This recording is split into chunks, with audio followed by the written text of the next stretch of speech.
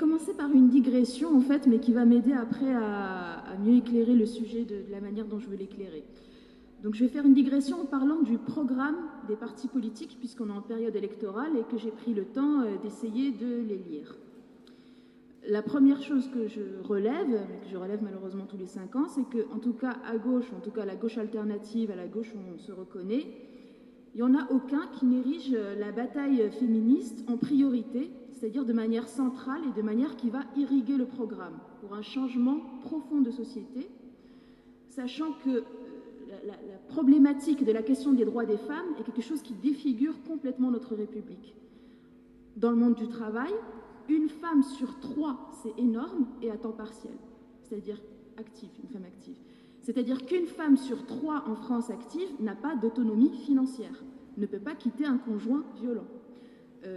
La première cause des morts féminines, ce sont les hommes, on va dire, les violences masculines. C'est pour ça qu'on essaye maintenant de populariser le terme féminicide pour essayer de tirer la sonnette d'alarme. Il y a certains qui ont compris, par exemple, que l'angle écologique était un axe programmatique qui fonde un programme, parce que le système ne tient plus sinon, parce que la planète n'a pas des réserves inépuisables et que ça nous conduit à notre perte.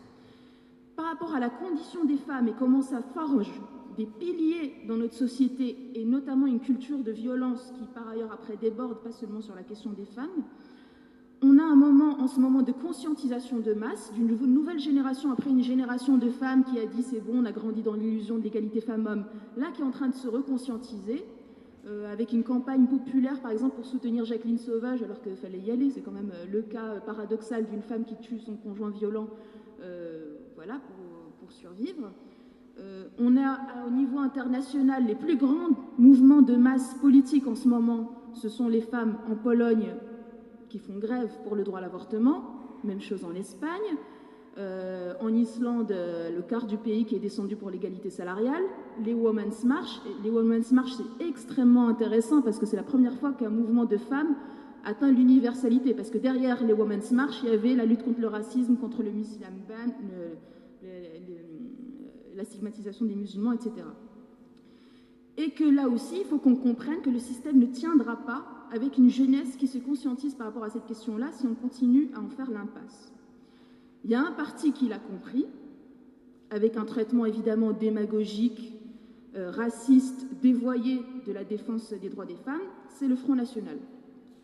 Depuis 2016, première historique du mouvement du Front National, Marine Le Pen se dit féministe. C'est au moment où il y a eu les agressions sexuelles à Cologne, où elle s'est même revendiquée de Simone de Beauvoir. Et depuis, que ce soit le 7 novembre pour l'égalité salariale, que ce soit quand elle va faire son coup de com' en Turquie en refusant de porter le voile, il y a une stratégie électorale du Front National sur la question de conquérir l'électorat féminin. Pourquoi ? Parce que le Front National est pour l'instant dans une situation très particulière où, pour l'instant en tout cas, aucun autre parti politique ne veut faire alliance avec le Front National. Ce qui lui fait subir un espèce de plafond de verre électoral. Et donc, toute leur réflexion en ce moment, c'est « Ok, on passe au premier tour, mais comment on passe au second ?» Donc, il faut en gros essayer d'élargir son électorat et donc de cibler une communauté, ou on va dire une catégorie massive. Ça tombe bien d'un point de vue potentiel. Historiquement, les femmes votent beaucoup moins Front National que les hommes, même si c'est de moins en moins vrai. Et pour eux, c'est une stratégie, c'est quelque chose, c'est un pari qu'ils font pour arriver au second tour. Il y a ce peuple des femmes qui ne se sent pas écoutées électoralement et qu'on peut essayer de draguer. La première difficulté que ça nous pose, c'est qu'on ne peut plus attaquer le Front National par rapport aux droits des femmes en 2007 comme on l'a fait en 2012. Parce que le ravalement de façade des 144 propositions du Front National est parfaitement impressionnant. Il n'y a plus rien contre l'avortement. Plus rien. Il y a récemment une petite interview qu'elle a accordée à Famille Chrétienne où elle dit qu'elle est plutôt contre le délit d'entrave numérique à l'avortement. Mais il n'y a plus aucune prohibition de l'avortement, alors qu'en 2012, elle parlait encore au moins d'IVG de confort. Elle n'était plus contre l'avortement totalement, mais elle disait au moins l'avortement, mais bon, il ne faut pas non plus que ça devienne un moyen de contraception. Plus rien, Marion Le Pen recadrée sur le sujet. Il n'y a plus rien sur l'adoption prénatale. C'était le fait que pour au moins ne pas avoir des IVG à tout va, des interruptions volontaires de grossesse à tout va, on va permettre aux femmes d'aller au terme de leur grossesse et permettre à quelqu'un d'adopter l'enfant, ce qui est d'ailleurs une forme de GPA, de gestation pour autrui, même si elles sont officiellement contre. Ça, c'était en 2012, gommé en 2017. Il n'y a plus rien sur le revenu parental. Alors que, encore l'année dernière, en octobre 2016, elle disait sur BFM, elle disait même plus le revenu parental, elle parlait de salaire maternel. Elle dit, moi au moins, je propose le salaire maternel. Elle a compris très vite qu'on était dans une nouvelle génération de femmes en France qui n'ont pas envie d'être renvoyées au foyer. Plus rien là-dessus. Il n'y a plus rien contre la parité, ni pour d'ailleurs, mais il n'y a plus rien contre la parité, alors que le programme du Front National de 2012 se positionnait contre la parité. Et il n'y a même plus grand-chose, en tout cas, pour avoir lu le programme, il n'y a plus tout un discours sur la théorie du genre expérimentée dans les écoles, comme elle en parlait encore en 2014. Le 8 mars, elle a fait des déclarations dont nous, en tant que féministes, on voit bien qu'elle ne maîtrise pas du tout le sujet, mais on a compris en tout cas c'était quoi ces deux angles. C'est que les ennemis des droits des femmes, c'est d'un côté les islamistes, et de l'autre, les multinationales. Elles, son côté anticapitaliste, c'est les méchantes multinationales. Pas les petits patrons, pas les très petites entreprises ou les petites et moyennes entreprises, alors qu'on sait que c'est là qu'il y a le plus de femmes, c'est là il y a le moins de syndicats, donc elles sont les plus exploitées. Mais là, il y a une vision libérale plutôt, pas de contraintes pour les petites entreprises, on va leur décharger leurs charges, et ce qui d'ailleurs montre bien qu'il y a encore un fond de vision patriarcale, c'est-à-dire la petite entreprise, c'est comme la famille, il ne peut pas y avoir de violence dans la famille, il n'y a pas de rapport de domination dans la famille. Donc du côté du travail, là aussi, elle n'a aucun discours sur l'exploitation du fait que les femmes soient cantonnées dans des métiers très féminisés, caissières, vendeuses, femmes de ménage, femmes de chambre et tout. Rien sur le temps partiel, alors que, comme j'ai dit, c'est massif. Donc ça, c'est des billes que je donne pour pouvoir contre-argumenter, parce que le masque est quand même assez parfait et assez impressionnant. Donc ça va être plutôt, oui, je vais faire un plan national pour l'égalité salariale à compétence égale, à poste égal, alors que la première chose qui structure les inégalités salariales, c'est le temps partiel et c'est le cantonnement dans les métiers les plus dévalorisés et les moins payés. De fait, on peut lui rappeler qu'elle a voté contre le rapport Tarabella en 2015 en tant que députée européenne pour l'égalité salariale, mais ça c'est encore une fois, maintenant c'est un peu dans le passé. Elle se dit contre la loi El Khomri pour des raisons entre guillemets féministes, parce que ça, c'est encore une fois les multinationales qui oppriment la condition des femmes au travail. Mais voilà, c'est surtout son axe de travail, c'est que ça vient de Bruxelles, donc c'est l'Union européenne, les puissances voilà, qui nous oppriment, et c'était ce fameux passage sur la laïcité en entreprise. Donc elle garde son cap par rapport, en gros, il y a la France, il y a les citoyennes françaises qui étaient libres auparavant, et puis on vient les surplomber avec quelque chose. Voilà, c'est l'Union européenne, l'exploitation, la mondialisation, l'islamisation, l'immigration qui vient opprimer les Françaises qui, avant, se portaient très bien. Et il y a tout un discours contre la discrimination positive, pour la méritocratie, mais bon, comme on sait que de toute manière, les hommes, ils ne sont pas forcément promus pour leurs compétences, mais pour leur identité, c'est-à-dire qu'on va partir du principe que même sans compétences, ils ont une nature qui les pousse à pouvoir s'adapter, à être inventifs, machin et tout. Donc voilà, nous, on sait en déconstruisant que ce ne sont pas... c'est pas un discours féministe, mais en tout cas, elle, c'est comme ça qu'elle le présente. Elle dit, moi, on me fait passer pour une héritière au Front National, pas du tout. Je me suis battue contre Gollnisch, et c'est grâce à mes compétences que je suis arrivée à être, parmi les premiers candidats, en tout cas ceux qui sont en tête des sondages, la seule femme là-dedans. Par rapport aux violences, et notamment notamment sexuelles, là aussi, on reste dans le discours, ça vient de l'extérieur, ça vient de l'immigration, le bon français ne tape pas sa femme. Alors qu'on sait que 60 à 70% des violences conjugales ont lieu des violences tout court sexuelles notamment, parce qu'elle, c'est surtout sur le viol, ont lieu dans la sphère privée, donc c'est pas du tout quelque chose qui est conditionné à la question de l'immigration, mais là aussi, elle garde un discours, la civilisation française, elle cite Bardot, était une femme libre qui allait en bikini dans les plages, et puis un jour, voilà, avec le grand remplacement, on se retrouve dans la situation où l'identité française était en quelque chose qui protégeait la femme et que c'est cette identité française qui est en train de vaciller.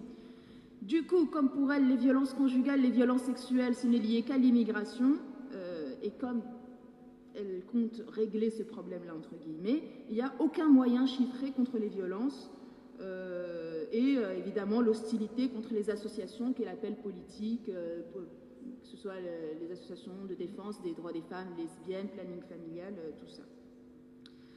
À un moment, il y a des sénateurs du Front National qui ont fait une boulette, on va dire, en proposant au niveau du Sénat de ne plus trop demander aux boîtes de lutter contre le harcèlement sexuel parce que c'est pénible pour les patrons. Et là, ils ont dû retirer ça in extremis parce que le Front National leur a dit que c'était plus possible.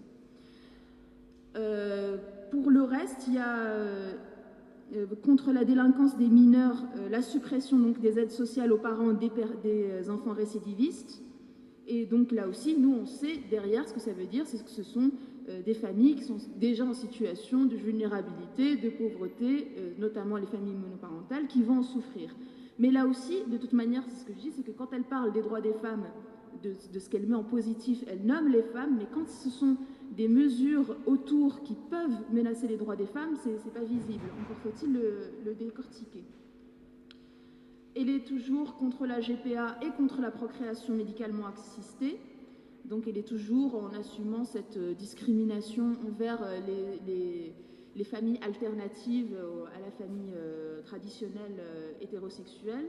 Mais bon, elle propose un Pax amélioré pour remplacer la loi Taubira, donc qui n'aura pas d'effet rétroactif, donc elle n'aura pas embêté les couples de femmes et d'hommes qui sont déjà mariés. Mais nous, on sait, en tant que féministes, que du coup, ça pose un vrai problème d'insécurité juridique pour les familles homosexuelles, aux parents de même sexe, parce que seul le mariage inscrit le lien non biologique entre les enfants et les parents dans l'état civil. Et qu'est-ce que deviennent les enfants qui n'ont plus donc ce lien avec le parent ? Évidemment, interdiction de tous les signes ostensibles religieux dans l'espace public, mais on sait très bien à quel signe ostentatoire elle pense. Donc elle remet complètement en cause la question de la liberté de conscience. Donc ça, c'est ce que j'ai essayé de dire, c'est comment on ne peut plus les attaquer sur les choses qui étaient les plus évidentes. Oui, le Front National veut renvoyer les femmes au foyer, veut s'attaquer au droit à l'avortement. Du coup, c'est pour ça que dans la deuxième partie, j'ai essayé de vous donner des billes pour essayer de décrypter en profondeur, mais surtout pour vous convaincre qu'il y a une vraie stratégie pour eux, pour faire exploser le plafond de verre électoral, d'aller insister, de draguer de plus en plus l'électorat féminin, d'autant que, comme ce n'est pas non plus des féministes, elle va plutôt personnaliser sur la féminité. Ce n'est pas un discours féministe, mais voilà, elle va dire « c'est grâce à ma sensibilité féminine que j'arrive à percevoir l'injustice, à défendre les faibles ». Je connais la question de la conciliation familiale professionnelle. Hier, au débat, elle a bien parlé de ses enfants à qui elle devait s'occuper quand ils sont malades, etc. Donc, il faut là aussi essayer de se dire que c'est un peu difficile d'aller tout de suite lui dire « Oh, ça va, la femme héritière, c'est pas parce que vous êtes une femme que vous défendez les droits des femmes ». Mais on est aussi dans un moment où on sort de 2 primaires, que ce soit celle de la droite ou celle de la gauche, où il y avait une femme potiche sur 7. Du côté des socialistes, d'ailleurs, il n'y avait même aucune socialiste, puisque c'était la représentante du parti radical de gauche.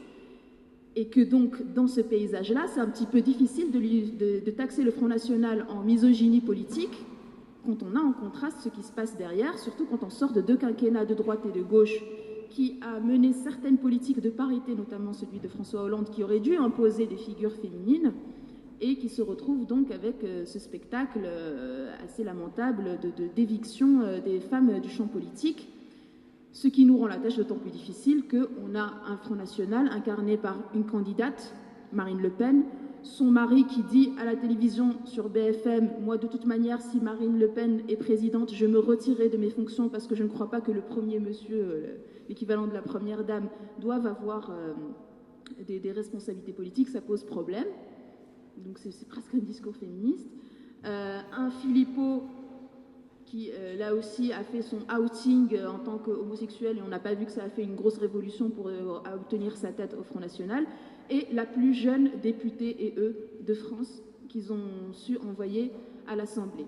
Donc c'est juste pour vous dire qu'on ne peut plus faire des des accusations bêtes et méchantes, mais nous, on fait ce travail en tant que féministes de décryptage. On a fait un site qui s'appelle « Droits des femmes contre les extrêmes droites », où on fait un décryptage sur le fond des 144 propositions et pourquoi, en vérité, c'est un modèle de société qui va s'en prendre et qui va énormément vulnérabiliser les droits des femmes. Et ce n'est qu'ainsi qu'on pourra mettre fin à cette stratégie d'élargissement électoral à l'électorat féminin. Voilà, je m'arrête là.